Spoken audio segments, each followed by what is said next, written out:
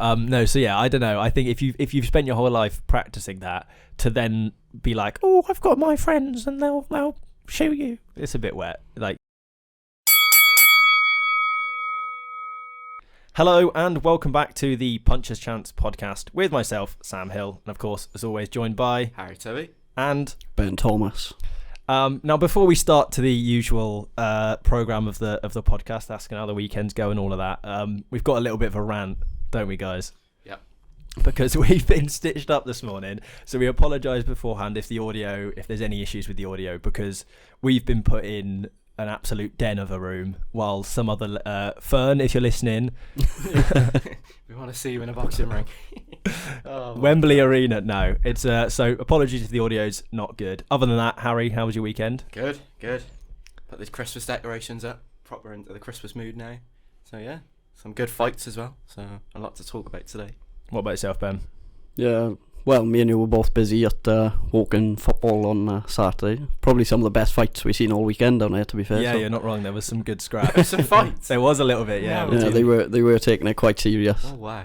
And of course, Ben, you watched on Saturday a Merthyr win. Yeah. And speaking of Merthyr wins, we go perfectly into our Friday night fights, which was headlined by Gavin Gwynne, who, spoiler alert, got the win over Marsili. First of all, I mean, the segue into that one, was that a good one?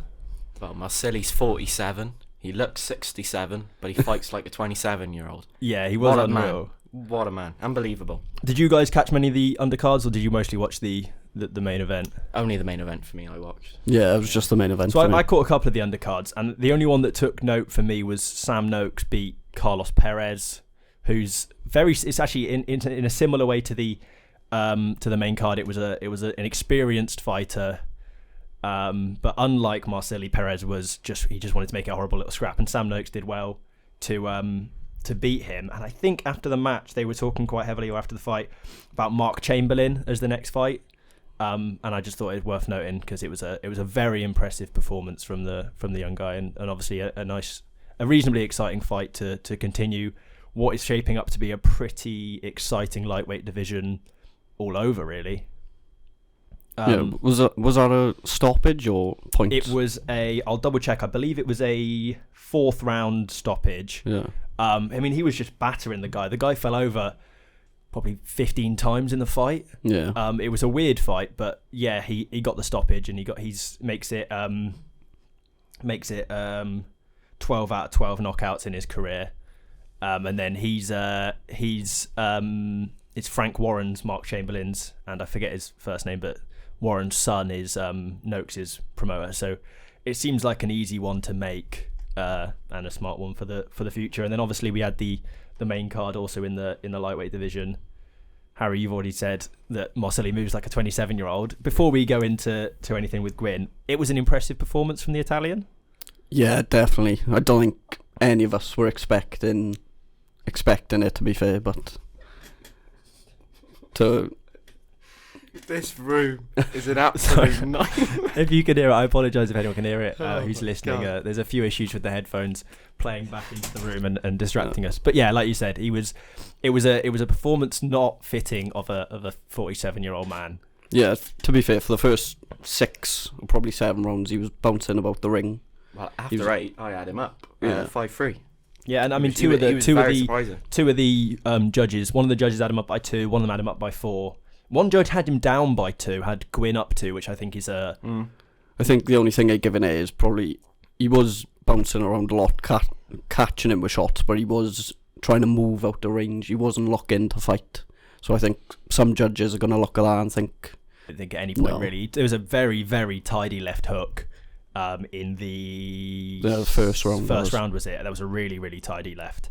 And it may be, I think the commentators made out that Gwynne was a bit rocked by that, but I don't think he was. I think he just closed up shop a bit because you don't want to be caught by loads of those. But I think he was fine after that one. Do you think Gwynne got lucky? Would you say with Marsili quitting in the corner? No, because I think he would have gone on to win the fight anyway. I don't think it would have been a fight that he went on to lose. I think he probably would have got the stoppage, or if not, I think he would have won those remaining rounds and got the win. But it certainly wasn't the performance Gwynne, I think, was after, or certainly, the fans and maybe his coaches. After the fight, he seemed to think it was pretty much what he was looking for, but I'm not sure I agree with that. Yeah, I think coming out for the 8th round, his corner said to him that he needed to get the stoppage, or at least go and put him down, because I think they realised he was behind on the scorecards, but yeah, it's probably not the performance he wanted, but he got the job done. I think with 4 rounds to go, he probably would have won either way, whether he got a stoppage or not. But well, a fun fact. Do you want to know a fun fact about Gavin Gwynne? Always. Go on. Ready? He has the same walkout song that I have when I play darts. Did you know that? I didn't. How mad is that? When I was watching it, I was like, oh my God, that's my song. I did Red enjoy Hot the Chili walkout. Peppers, Can't Stop. Yeah, it was What a good song. walkout. It was a really good. It was decent, and the atmosphere was good for him. There was a lot of support for Gwynne in the Mexican acts. in the arena. Yeah, and so it was a good one all around. And then moving on to another fight where there was a relative unknown coming into it. Nathan Gorman versus Bogdan Myronets. Smashed it. The Ukrainian. Obviously, did you catch that fight, Ben, or was it? I did. I watched it. Yeah, so I watched it afterwards, and I mean, Nathan Gorman was huge. Huge. He was 5 stone heavier than Bodnan, whatever his name is. But he incredible. He didn't look. I don't want to say his name because I don't want to at butcher all. it. No, he looked so slow. I mean, I think it's maybe harsh on Myronets to say that Gorman looked dreadful, because actually it was a really good performance from himself. Mm-hmm. But Gorman did look dreadful. He was out of shape, wasn't quick enough. And that's back-to-back upsets now for that Ukrainian. Cash Ali at the middle of the year, I think, June time. So now Nathan Gorman. Nathan Gorman, losing that fight, he should he should retire. You can't come back from that, if I'm being honest. What I thought was the worst thing about it was the fact that his shorts kept falling down, which is unbelievably embarrassing. They had to tape him up. After the 4th round, they taped up his shorts. I've seen the video of him taping it, but it's not a good look, is it? No, that's embarrassing. That is embarrassing. But how good is it, though, to have it for free on Channel 5, so we don't have to go to a Wetherspoons It was good. And watch it. Well, a fun, interesting fact for the weekend as well. I've secured Wetherspoons for next year. Oh, wow. I went house viewing on Saturday, and we've secured the Wetherspoons. Okay. It's deal has been agreed. The Wi-Fi and the TV's not in yet, but it will be for next year. We did have one house that had what would have been a dedicated podcasting room in there, but it also happened to be a bit of a crack den, so we could have been better than this room today. Yeah, be honest. The room would have been, but the house wasn't, unfortunately. And then moving on to Saturday night, you had my favourite fighter, Ryan Garcia, fought Oscar Duarte. Got the 8th round knockout. They put it down as a knockout. I don't know if it was. I wouldn't have called it a knockout. Yeah, stoppage. The guy was still conscious, and therefore it isn't a knockout. But it was given as a knockout on officially, I think. What did you make of his performance, guys? Good. That's all you can describe it as. Good. Against an opponent like Duarte, I think that's the best you can do. Then you should be looking at now stepping up again. Apparently there's rumours of him fighting Rolando Romero, who's the current WBA champion, in his next fight. People are saying he should go and fight Shakur Stevenson, another one of your favourite fights. Another one of my favourites, yeah. Yeah. No, I think you said it was a good performance. I thought it was an okay performance. There was the weird bit in the middle where he decided to try and do the sort of Floyd Mayweather shoulder roll defence and just got lamped for 2 rounds before deciding it didn't work, which I thought was a bit odd. But other than that, like you said, I mean, he got the finish. He did what he had to do against a guy who is fairly highly thought of in Mexico or over that way. Do you think he still has a shot at the top of that division, or is it a case of he will continually beat these guys to get that big title fight and then not do the business?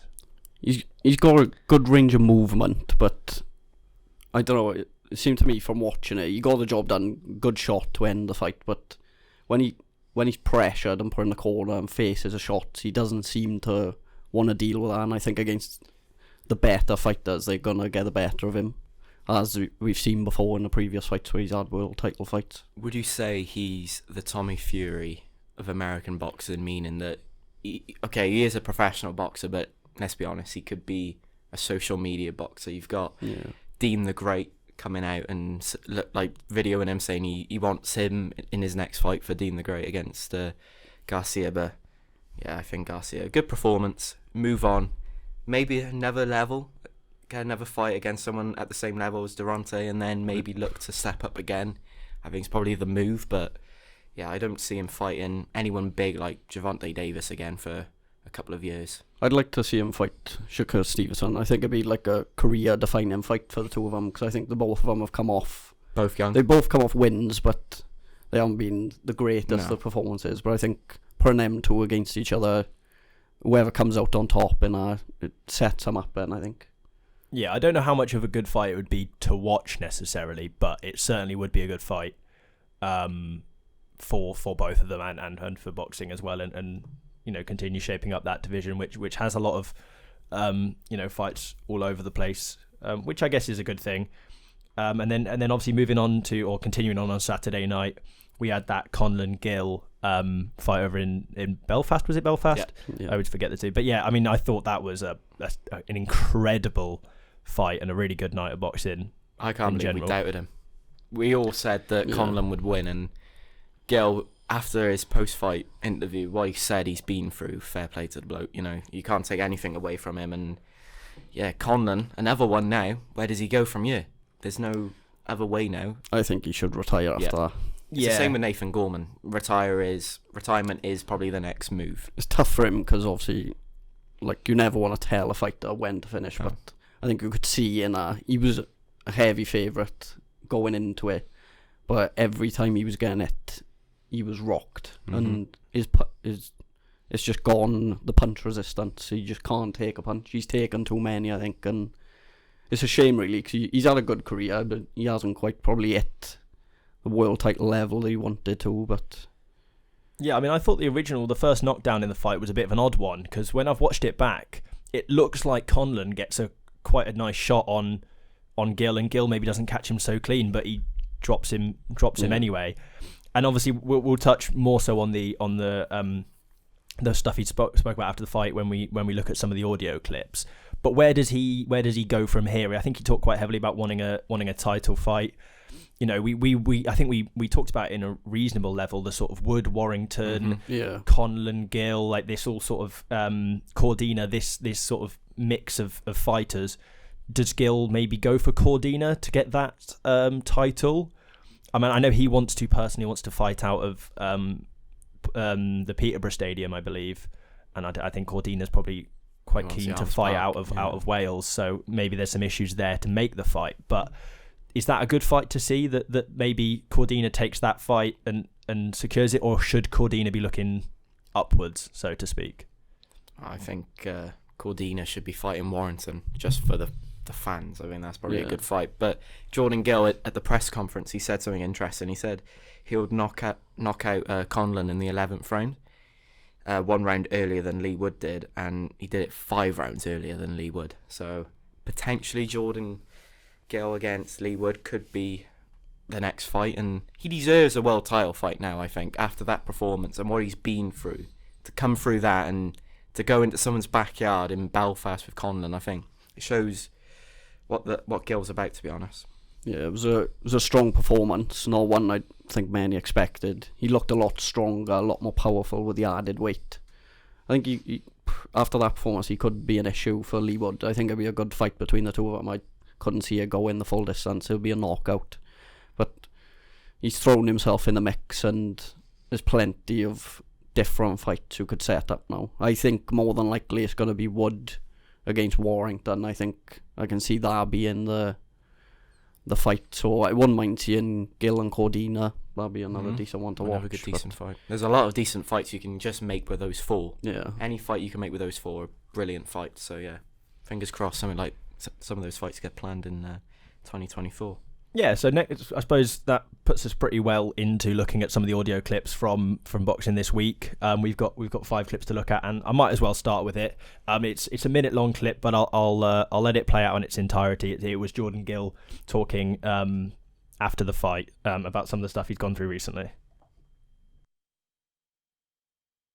not many people know what I've been through this year. After the Kiko loss, I sort of lost touch with myself. I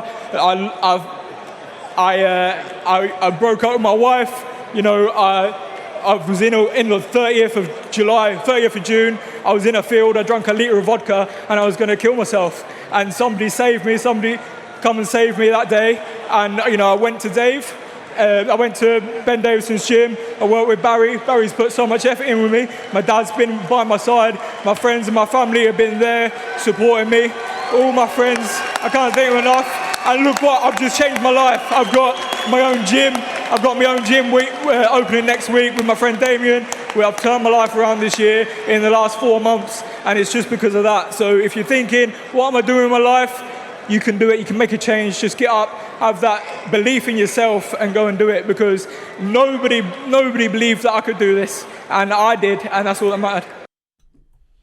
I mean, what an inspirational story! What a crazy story to keep to yourself, and a motivation to obviously go on and win that fight. Do you think, as horrible as it is, that is maybe a catalyst for him going on to do great things? We saw it with Fury, came through some real struggles, and arguably came out the better side, out the other side, a better boxer. Do you think that's the same with Jordan Gill? He's taken this on, and once you've come through that and got back in the ring, or back in the gym and then the ring, is there anything that can stop you?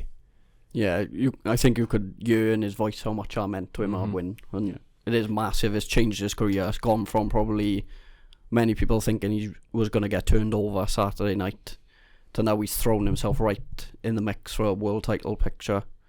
And if he goes and wins a world title now after going through all that, you've got to respect what he's done. Really. Anything's possible then, ain't it?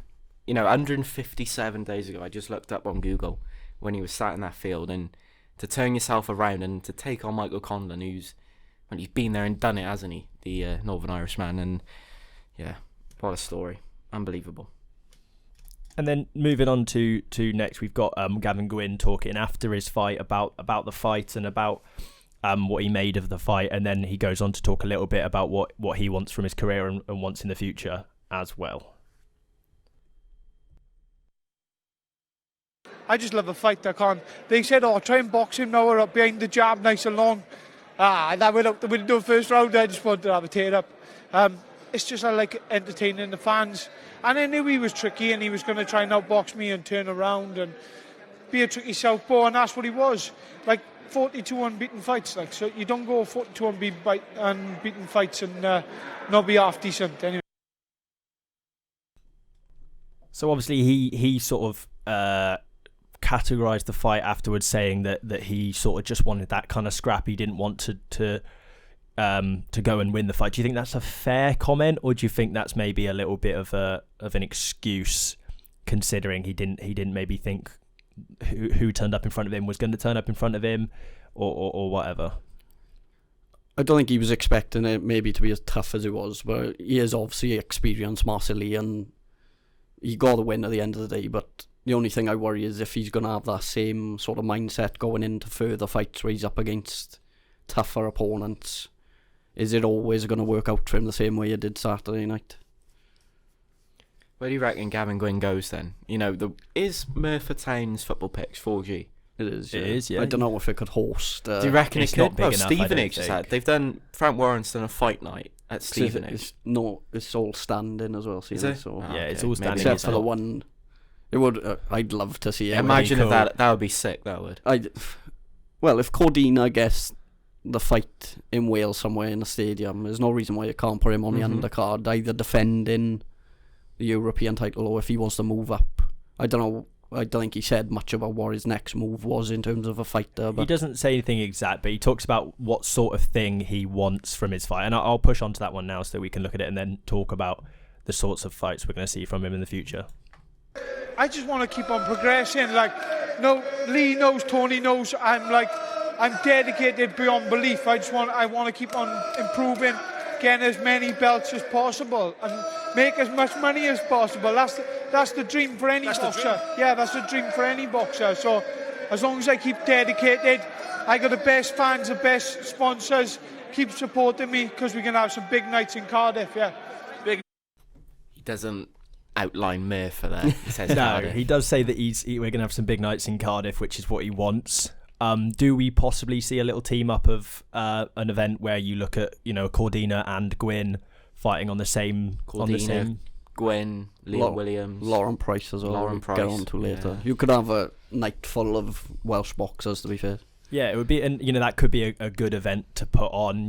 Cordina maybe looking at someone like Gill or Warrington in Cardiff, and then Gwynne fighting someone. I can't pick off any names from the division that I think, and I just think that's probably more so a style thing. Is it's so hard to pitch where Gwynne sort of sees himself in the division, or where we see him. I don't know if you guys have any better ideas of who you would pair him up against.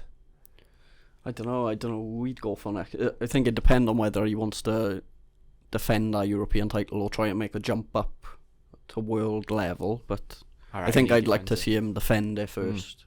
I think if you win any title, I think you should go and defend it, because then you show you're a true champion. But, a bit of history for Wales on the weekend as well, for Gavin Gwynne. He became the 4th European lightweight champion. Any of you know the other 3?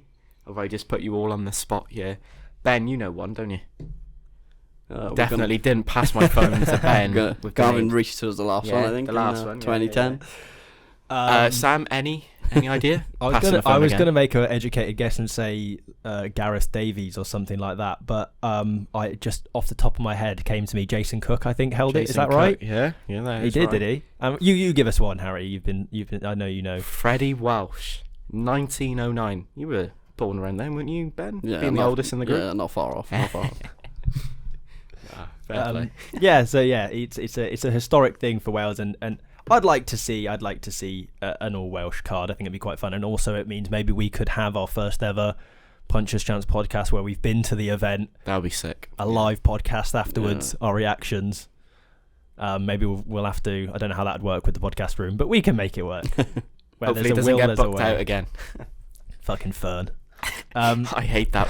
Oh my god. Speaking of people I hate and angry rants, I'm going to move on to Ryan Garcia, who went on a slightly bizarre rant during the week in the lead up to the fight, talking about Oscar De La Hoya, of course his promoter as well.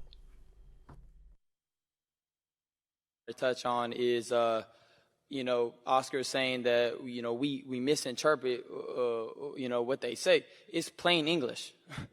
I didn't hear anybody speaking any language I don't know. So, it's very clear to me that, they're backing this guy to beat me just like they thought Duno was going to beat me. He was the next Filipino star. They saying he's the next Mexican star. And, he also said that, he calls out on the bullshit, the lies. Man, last time I checked, he said he never lose to a white boy, and then Joe Smith Jr. knocked him out of the ring.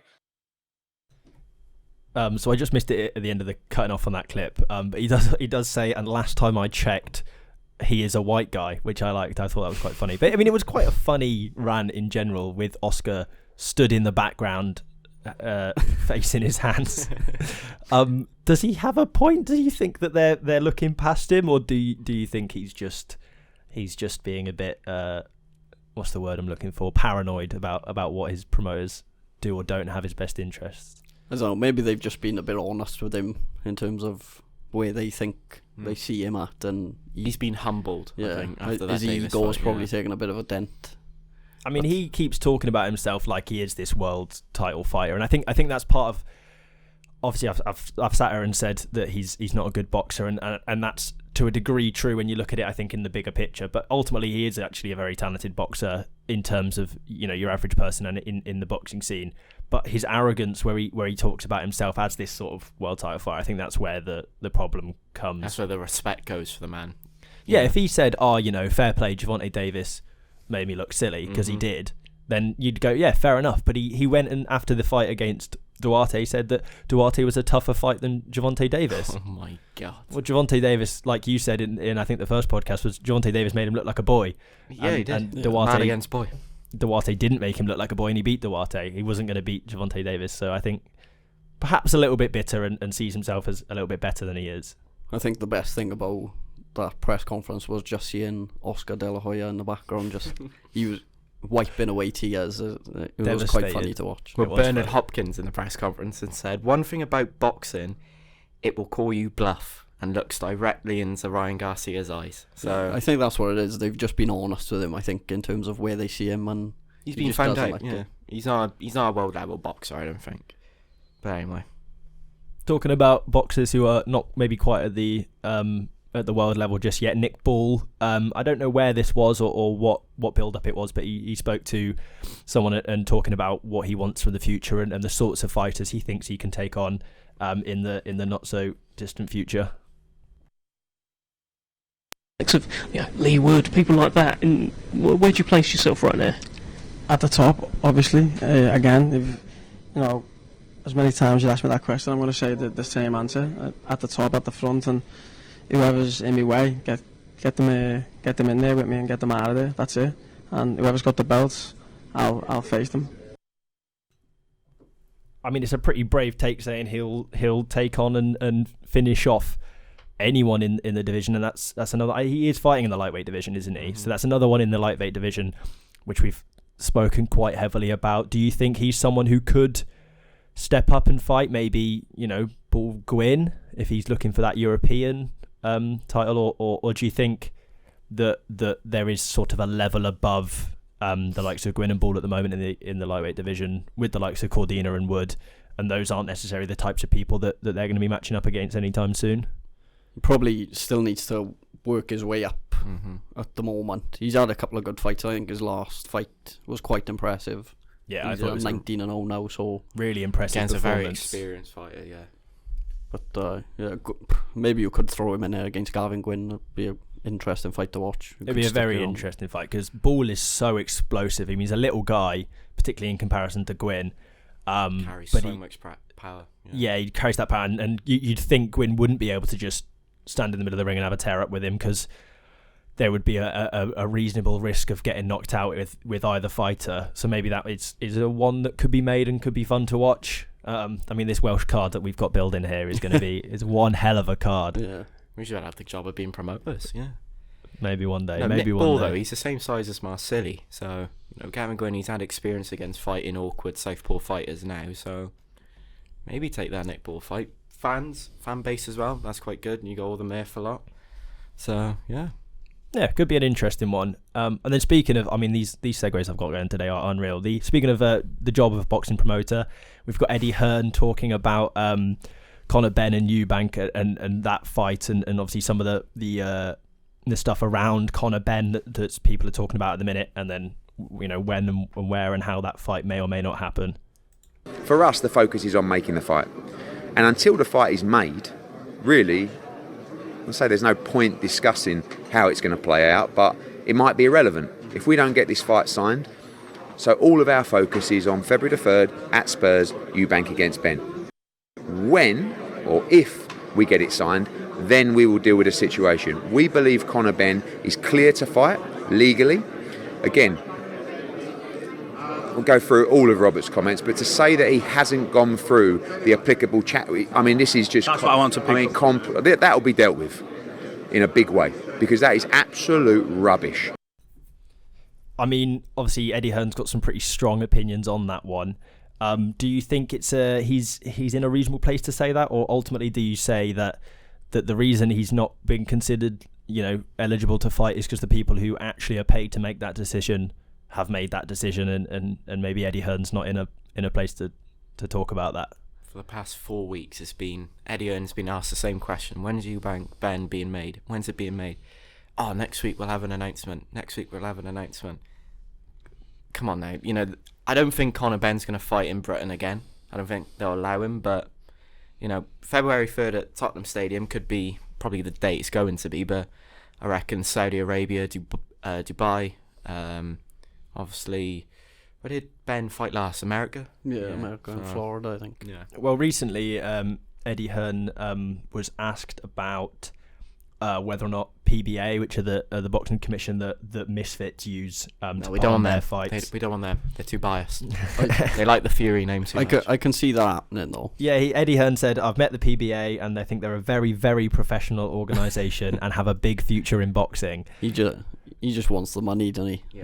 Yeah. Do you think it's a shame that we are possibly blatantly looking past an issue in the sport in order for money, or do you think that we should be looking at, we want the big fights to happen, so let's make them happen? That's what sport is, though, these days, ain't it? It's all about money. It is difficult, isn't it? Because in a way he hasn't cleared himself really, and he did fail the drugs test, but at the same time, if they set the fight up, I know I'm going to be sat there watching it, so... No matter how much it is, or whatever spoons you're in. It is a fight I do want to see. Yeah, and I think, sort of moving on from that maybe, but on a similar vein, recently it's been announced that the WBA have joined the WBC in introducing a new division, the Super-Cruiserweight division, which is between the 200 and 224 pound weight range. So it sort of just cuts off that bottom end of the heavyweight division.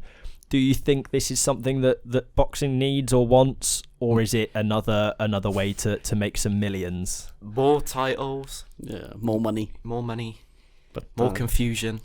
So when me and Ben were looking at who and what falls under this new category, both Usyk and Deontay Wilder in their most recent fights would fall under this new weight.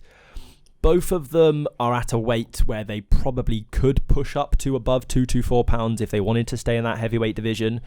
But, is it something... I mean, there's not many boxers that fall under that weight category that are competitive in the heavyweight division. From when I was looking, I couldn't find many. All of the top 10... Fabio Wardley? Do you reckon he's too heavy? Too heavy. Oh, wow. Too heavy. Or certainly would have to drop some weight from his most recent fights. But maybe that's because he's fighting people who are heavier, that he has that, maybe the best versions of them do sit between 224 pounds, perhaps, we don't know. Would it create, let's put money and titles and all that annoyance aside, does it create some interesting fights and maybe see some lighter heavyweights or some heavier cruiserweights compete alongside one another, or do you think it's just a case of adding another division for the sake of it, or perhaps ruining the heavyweight division? Because that's what most people only really follow the heavyweight division of boxing. That's where the big money is and the big fighters are. Would it ruin that division if the likes of Wilder and Usyk are no longer fighting within it? No, I don't think so. Heavyweight boxing's always going to be the go-to, and you're always going to have big heavyweights, and that's what people want to watch. But I think looking at it, as we looked at earlier, if Usyk was to drop down into that, I think he'd dominate it. 100%. I think after he finishes beating Tyson Fury. You were talking sense until then.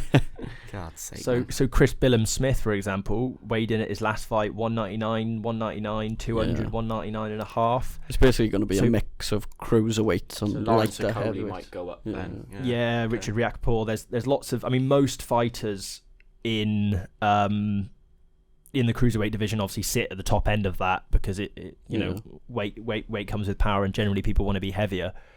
So it could be a case of we get to see some fights that we wouldn't otherwise see because the cruiserweights wouldn't make the jump up and the heavyweights wouldn't make the jump down.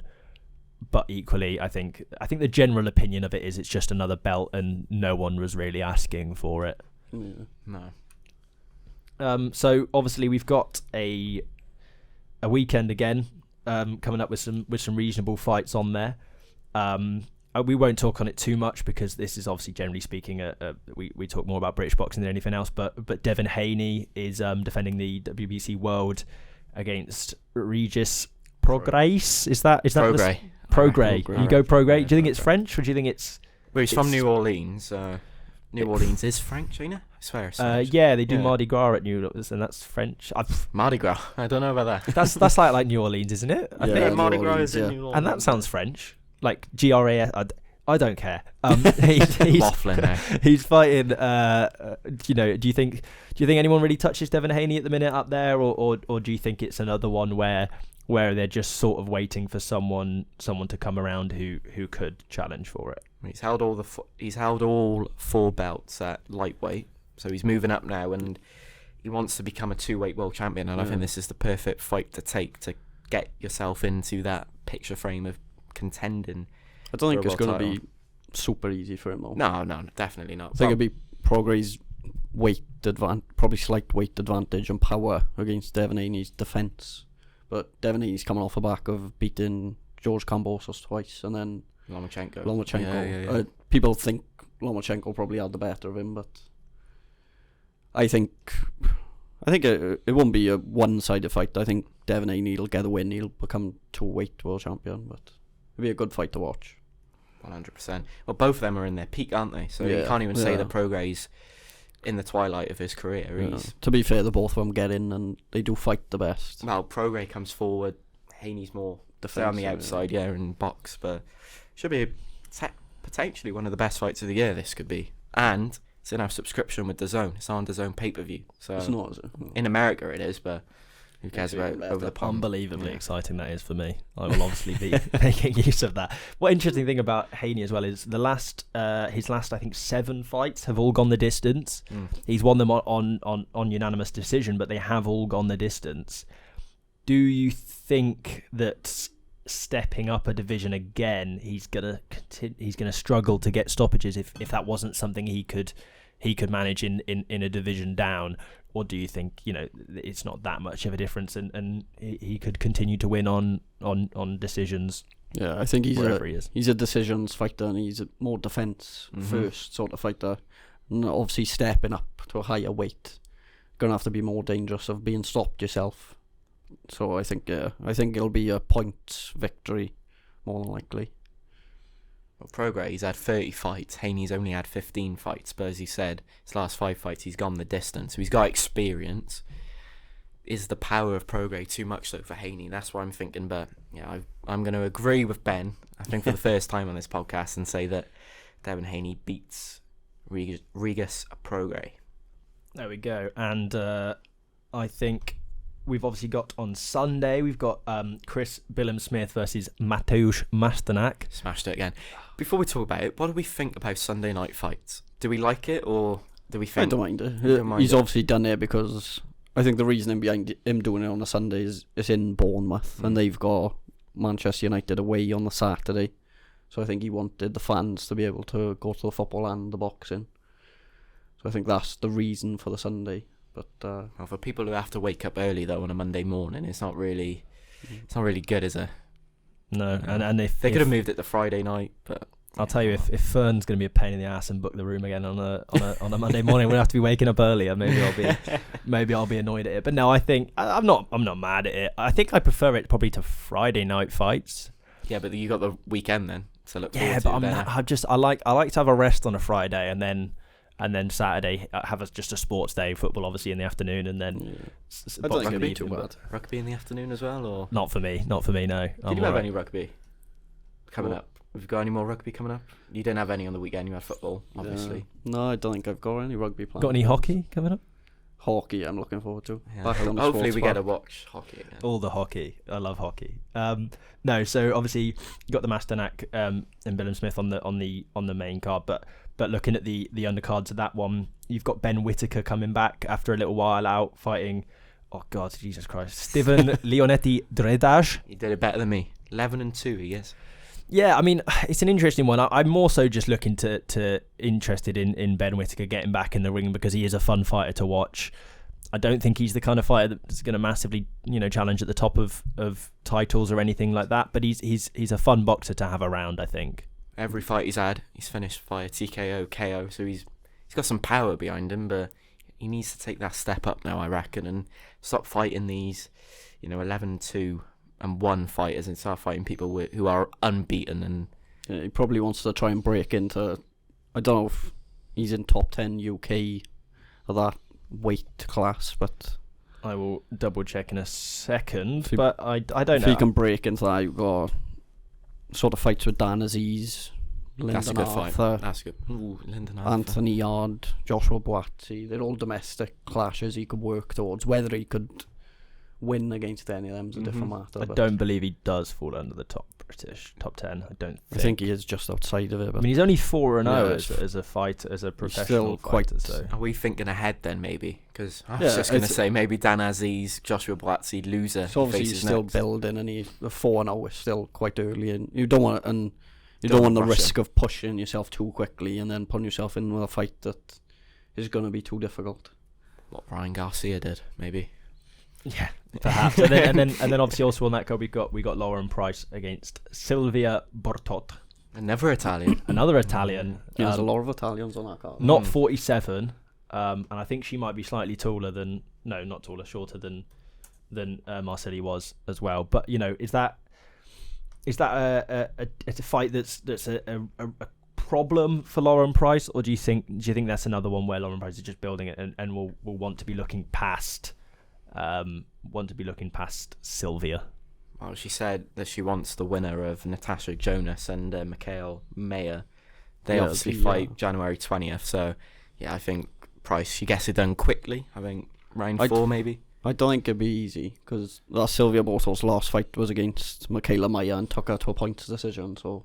It's a step up then, you're saying? I don't think it'll be easy for her. Lauren Price is ranked 5th and Mayer's ranked 4th, so if she gets through this, then I think she could have Mayer next then. Well, I think Lauren Price is a better fight than Mikhail Mayer anyway. Yeah. She's a former Olympic middleweight gold medalist at the 2020 Olympic Games that happened in 2021. So yeah. She was the first pro women's British welterweight champion as well. Wow. Did you also know, Ben, as well, that she played for Cardiff City in 2012 and 2014? Yeah, I did not know that. Yeah. See, I do my research on this show for you guys. Well, she is from your neck of the woods, How do you pronounce where she's from, Sam? Because you've probably not heard of. Well, her birthplace was Newport, Wales. Yeah, so I can pronounce that one. Where's the other one? That is Cruiserweight, I believe, is how that's pronounced. Welcome Dragon. That's all I know. Yeah, that's all you know. That's what your Duolingo lessons. Yeah, I'll wait till Duolingo no, go on, teaches me. Have a go. Come on. I mean, it looks like Istrad Minach, but it's just not going to be that, is it? Not in that accent. Put it in a Welsh accent. I'm all good, thank you. Astrud. I don't. Astrud? Astrud. Minach. Manach. Not far off. Okay. Astrud Manach. Yeah. That's all right. That's not too bad. I thought it was going to be one of them because I know you got your double D's. No, your double. Va. Your double D is a V. I know that much. Yeah. And all of that, but I've me and you are learning Welsh now and Duolingo. I haven't done it in 5 days. I keep on getting the message. Keep your streak going. So I've got a 7-day streak. I was like, this is a waste of time. I'm not learning anything. I just know how to greet dragons and tell them I like coffee. It's pointless. I just always love listening to people trying to speak Welsh. When you're a fluent Welsh speaker, it's a horrible language to learn. I hope one day, though, before we finish up doing these podcasts, hopefully one day we can do one in full Welsh. Imagine doing that. I'm more than happy to try. I don't even think I could speak for an hour in Welsh. You'd have to be on top form that day, Ben. You'd have to carry the podcast. I would only be able to tell you which boxes like coffee. Between coffee. Which ones don't.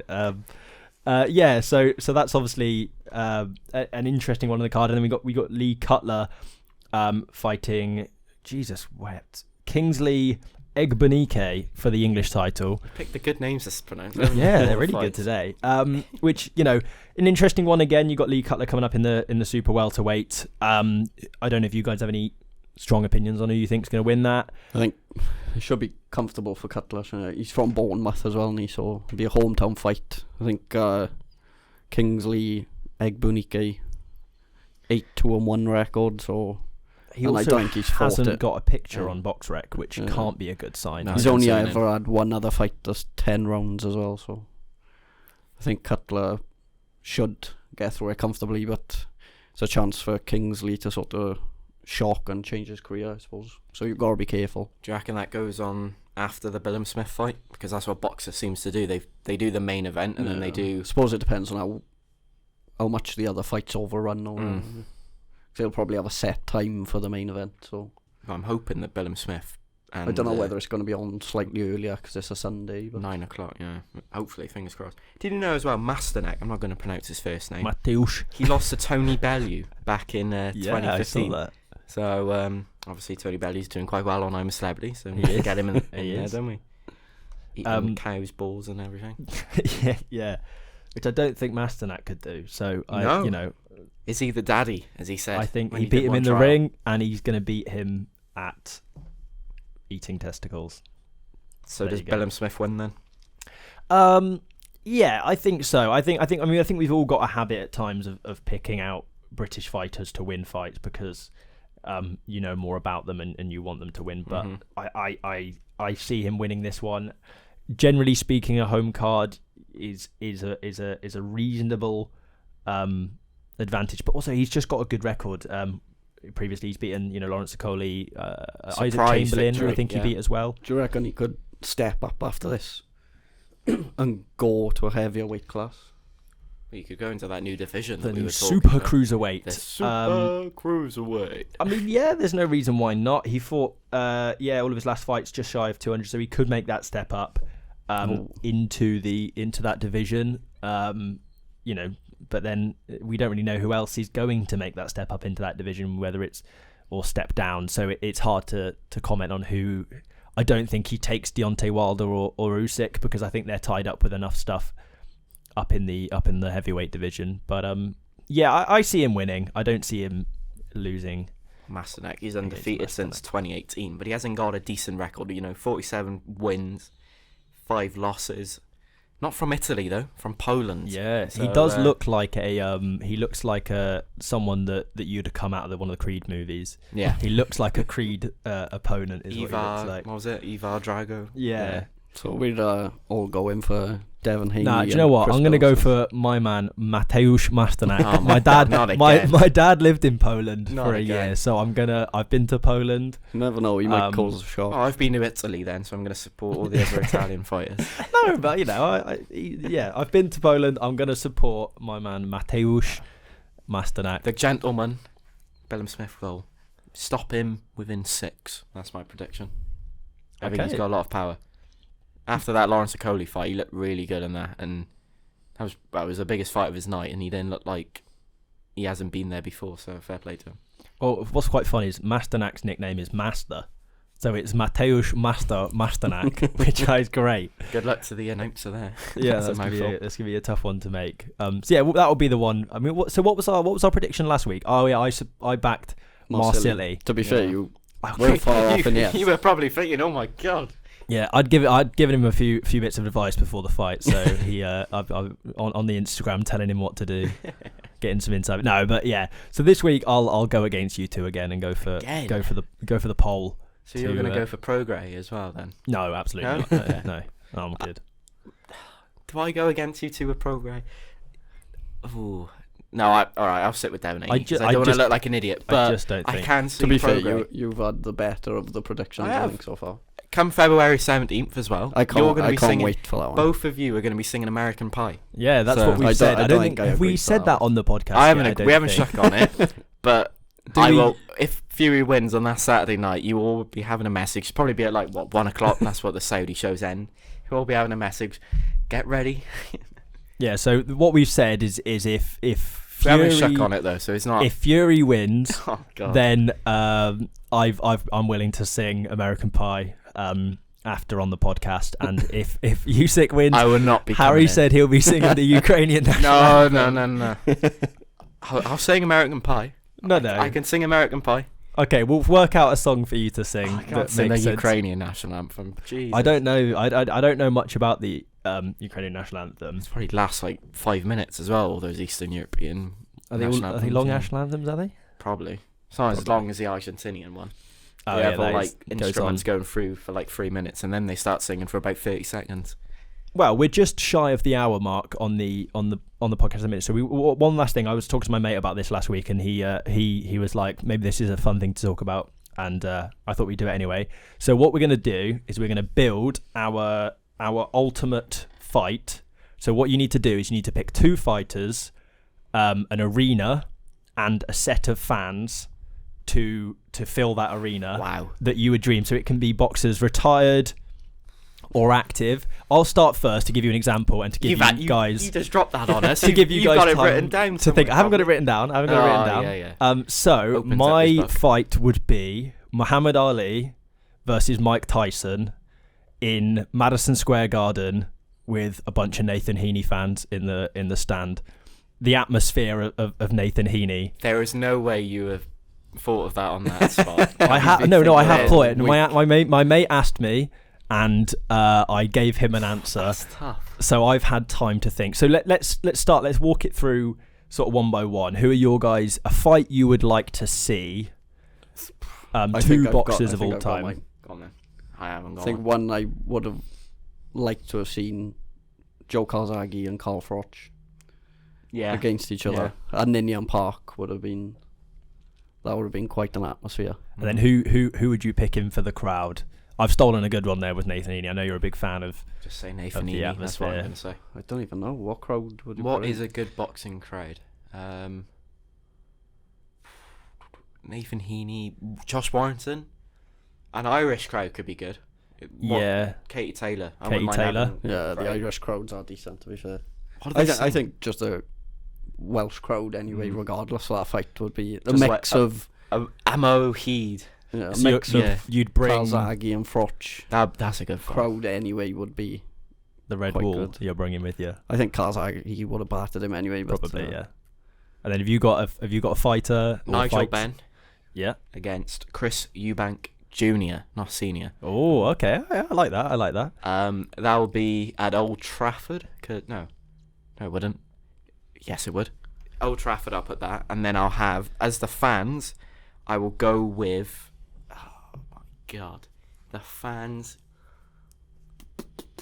Yeah, Katie Taylor's fans.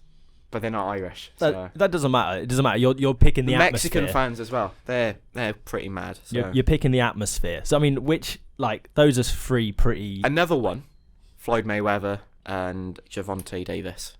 I think I wouldn't mind seeing that. Even though Gervonta Davis is Floyd Mayweather's boy, but there we go. And that will happen in Las Vegas in the Sphere. Be the first event in the Sphere, and the crowd will be Nathan Heaney. Or, here's another good one, Johnny Fisher, the Romford Bowl. His supporters are very good. What about what's his name? The little guy who they had the light on at the Misfits card, the prime Abdel card. Rozique. Yeah, against just a Hasbulla. crowd full of him with flashlights on him. That'd be an I atmosphere. swear, when I was watching KSI Tommy Fury, I had my brother watching it, and all he kept pointing out was that guy. He couldn't care about the fight, even though he it paid was for very it. distracting, to be fair. The fact they stuck a light on him as well. But he's a grown man, and the commentator even said, that kid's having a whale of a time. He's 25, mate. So yeah, I mean that was a nice little interesting shout, Callum, if you're listening for that one. Well done, Callum, for helping helping Sam there, putting me and Ben on the spot. Cheers. Have you guys got anything else in particular you want to talk about? Any upcoming fights? Any interesting talking points in boxing at the moment, or anything of that nature? I've just been given a Jarrell Miller. Yes, we need to talk about that. I'm not going to say it because I hate the bloke. So we've got Eddie Hearn has revealed the heating conversation he had with Jarrell Miller at the Joshua Wilder press conference. Do you want me to read it out? Read it out. Shall I do I think we won't get demonetized now. Okay, so it's quite hard to I found it really hard when I first read it to work out who's who, because it's Eddie Hearn quoting himself and also quoting Jarrell Miller. But so Jarrell Miller approaches Eddie Hearn and says, "Oh, you're scared now," or "You're scared now." Is he American? He's American. He's from New York. I'll do the. And then "Oh, you're scared now," and then Eddie Hearn said, "I'm fucking scared of you. I know what you did." He says he doesn't know why he didn't back him like Conor Benn. Obviously he's backing Conor Benn with the doping allegations and stuff. Eddie Hearn tells him that he doesn't believe in him. To which Jarrell Miller says that next time he's in New York, he'll have someone pull up on you, which Eddie Hearn politely told him to go fuck himself afterwards, which is a fair retort from Eddie Hearn. And I think you've always got to be a little bit careful when people quote conversations they've had after a little while, because I'm sure Eddie Hearn's been working that one in his head about maybe what he wish he said afterwards and whether he actually told him to go fuck himself at the end. Maybe he said we'll never see a matchroom matchroom show. We'll never see a matchroom show in New York City ever again. Yeah, true. It'll all be whenever we're in New York. I'm gonna get people. Nah, you can't threaten people like that though. Surely, he's not a very likable guy, is he? No, it's just a bit wet. Like you've spent your whole life being really good at punching people in the face. You shouldn't say really good at punching people in the face. He's pretty average. Yeah, but I wouldn't fancy myself in the ring against him. I don't know about you. No, I'll take the fight because I know they'll fail a drug test. So. Clever, yeah. Easy money, free money. But no, so yeah, I don't know. I think if you've spent your whole life practicing that, to then be like, oh, I've got my friends and they'll shoot you. It's a bit wet. Like, you need to get over yourself. You're a fully grown man. It's not what boxers stand for, is it? You know, boxers are trying to get kids off the street from fighting and all, and you've got someone fighting on a Saudi, one of the biggest cards of the year. I don't think he should be on that card in the first place, and you've got him saying stuff like that. What a fuck. That card is what we probably have to look at next, though. Yeah, that will be an interesting one. I think what our plan is for the next couple of weeks is obviously next week we'll record a podcast as usual talking about the weekend's fights that we've discussed. And looking forward, there's not so much on the week after. I think it's Sonny Edwards is fighting, and you got Jake Paul on Sonny August. Edwards fight should be good. That's a load of Brits just flying over to America though. I think the top 4 fights on the card are all British fighters fighting. Yeah, it'll be interesting, that one, and then we'll also record a special for the Day of Reckoning, which will come out on 2 weeks time, 14 days, the 18th of December. Correct. So just before that fight when Harry will be living it large in New York. And then hopefully I don't get pulled up on. I think we'll miss Jarrell Miller's got his men on you. Oh god. And then we'll have a week off over Christmas because no one wants to hear us waffle about whatever on Christmas. Actually, it's on Christmas Day a Monday, isn't it? Is it 18th? Yeah. So Christmas Day is a Monday. No one wants to listen to us talk about boxing on Sunday, Christmas Day. Yeah. But we can do. We'll be back afterwards in the new year. To talk about what's coming up in the new year. Slightly quieter period. Some chances. We'll probably have to do a prediction for every fight on a Day of Reckoning card. Without a doubt. We'll when do we a come big back special after Christmas, we can sort of see you. And then we should talk about as well our top 10 fights or top 5 fights of 2023. Yeah, it's a good one for the new year. So that's what we've got coming up in the next episode. So if you are listening to this and any of that excites you, follow us on Spotify or subscribe to our YouTube channel. And as always, follow us on Twitter as well for any updates on boxing, that sort of thing. And other than that, we thank you all for tuning in, and we'll see you all in a week's time.